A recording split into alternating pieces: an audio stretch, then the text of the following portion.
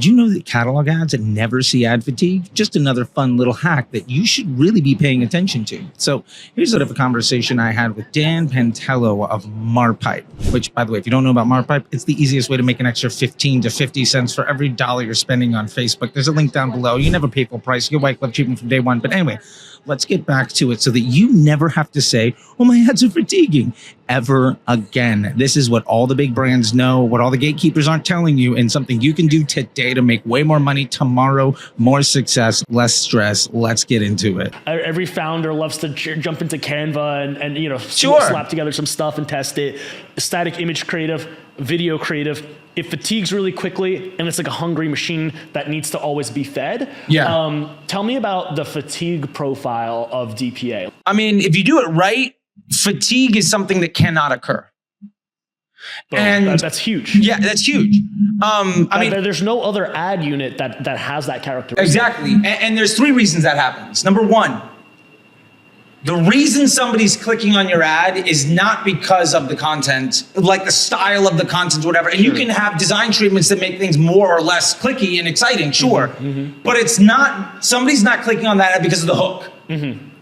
And they're not like stacking up a ton of comments that are positive, it's an ad that looks like an ad. Yes. It's not trying to be like UGC tries to be ads that don't look like ads. Yeah. They try to trick users into thinking it's organic content. Right. This, even if you have design treatments, right, applied it's still to an it, ad. It's obviously very much like, here's a product we are trying to sell you. Yeah, absolutely. And you have to remember, like, generally speaking, I like to think of ads are billboards in the sky blocking the sunset. Like, you are a burden on my life.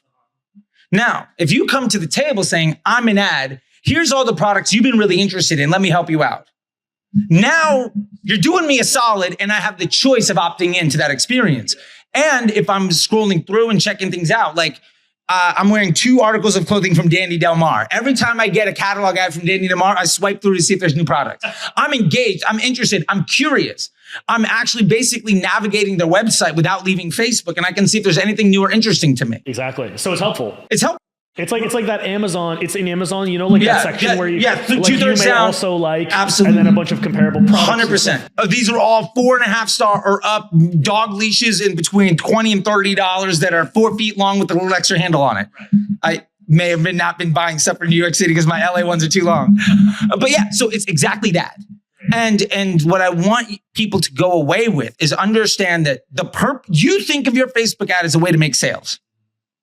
That is why you are struggling. You have to look at your relationship with Facebook as they are my business partner. And I've gotten into extreme debates with some very well-respected individuals of repute. And we very much disagreed on this. I think we're in a business relationship with Facebook.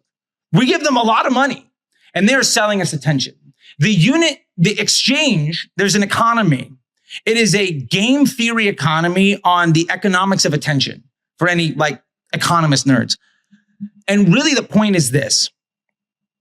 If you can give people, the point of Facebook is to keep people on the platform for as long as possible and to keep them coming back as often as possible. The average person swipes the height of the Eiffel Tower on a daily basis.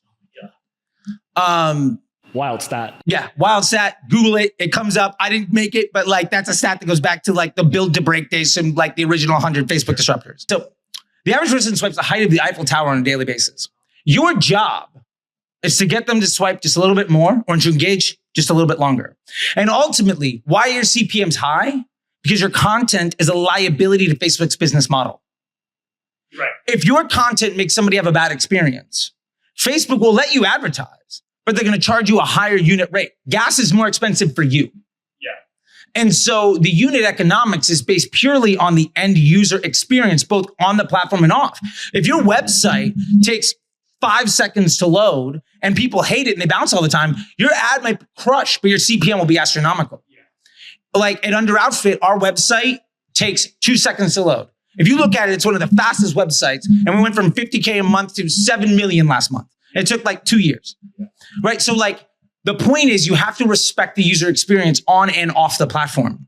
Right. And so DPA is a great way of giving people the exact experience they're looking for and letting them opt in or opt out. And if you make the design treatment interesting where somebody likes it and they want to engage, all you're going to do is get a lower frequency with a lower CPM, which ultimately gives you better unit economics to make sales for a more efficient price. Right. Not having ads that fatigue is amazing. But I promise you, when you look at your ads, you're like, wow, Charlie, these aren't exciting. What about my UGC? What about my storytelling? What if I actually want to make a lot of money? Yeah, check this out. Boring ads print money. This is something that nobody is talking about, and Dan and I get down to the very bottom of it so that you can scale with confidence.